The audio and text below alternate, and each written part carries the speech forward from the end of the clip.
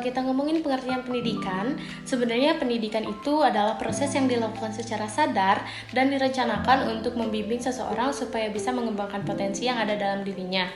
Jadi, pendidikan itu bukan cuma soal menambah pengetahuan, tapi juga membentuk sikap, nilai, dan keterampilan. Adapun pendidikan menurut Ki Hajar Dewantara. Menurut Ki Hajar Dewantara, pendidikan adalah tuntunan dalam kehidupan anak supaya mereka bisa tumbuh dan berkembang dengan baik, sampai akhirnya mencapai keselamatan dan kebahagiaan yang setinggi-tingginya. Yang kedua adalah pendidikan sebagai ilmu. A. Pengertian ilmu. Ilmu adalah pengetahuan yang disusun secara sistematis, logis, dan dapat diuji kebenarannya. B. Mengapa pendidikan disebut ilmu? Karena pendidikan memiliki teori dan konsep yang jelas, metode penelitian kurikulum yang terstruktur, evaluasi dan pengukuran hasil belajar. Tokoh yang membahas pendidikan secara ilmiah, salah satunya adalah John Dewey yang menekankan pendidikan berbasis pengalaman, learning by doing. 5 ciri pendidikan sebagai ilmu. Yang pertama, sistematis, yaitu kurikulum pendidikan yang terstruktur dan terencana. Yang kedua, objektif, yaitu penelitian tentang efektivitas metode pembelajaran. Yang ketiga, empiris, yaitu pengamatan langsung proses belajar di kelas. Yang keempat, teoritis, yaitu teori belajar konstruktivisme yang diterapkan dalam proses pembelajaran. Yang kelima, dinamis, yaitu penggunaan teknologi digital dalam pembelajaran modern. Ciri pendidikan sebagai ilmu, yaitu guru menyusun rencana program pembelajaran menggunakan metode diskusi atau sistematis, dengan menggunakan video animasi atau dinamis dan menerapkan teori belajar konstruktivisme atau teoritis untuk membantu siswa memahami konsep pembelajaran dalam kehidupan sehari-hari. Guru melakukan evaluasi hasil belajar atau empiris, menggunakan data evaluasi untuk perbaikan atau objektif. Pendidikan sebagai seni. Memandang pendidikan sebagai seni berarti melihat proses belajar mengajar bukan sebagai rumus pasti atau prosedur kaku, melainkan sebuah kegiatan yang melibatkan kreativitas, intuisi, dan perasaan. Jika pendidikan sebagai ilmu bicara tentang apa yang harus diajarkan berdasarkan data, maka pendidikan sebagai seni berbicara tentang bagaimana cara menyampaikan agar menyentuh jiwa manusia. Lalu di sini ada pengertian seni. Seni adalah ungkapan perasaan, gagasan, dan kreativitas manusia yang diwujudkan melalui media tertentu, sehingga memiliki nilai estetika keindahan. Contoh misalnya dari media ekspresi, menggunakan seni dengan cara bermain musik, cara suara, yaitu bermain musik.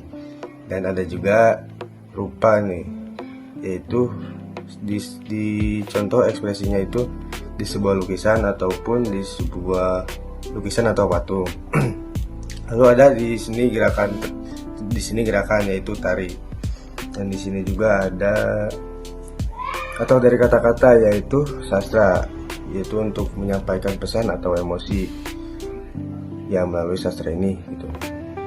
Lalu ada juga kreativitas dan keahlian, melibatkan keterampilan khusus untuk menciptakan sesuatu yang tidak hanya fungsional tapi juga menyentuh sisi emosional. Tujuannya digunakan sebagai sarana hiburan, komunikasi, ritual, keagamaan, hingga kritik sosial.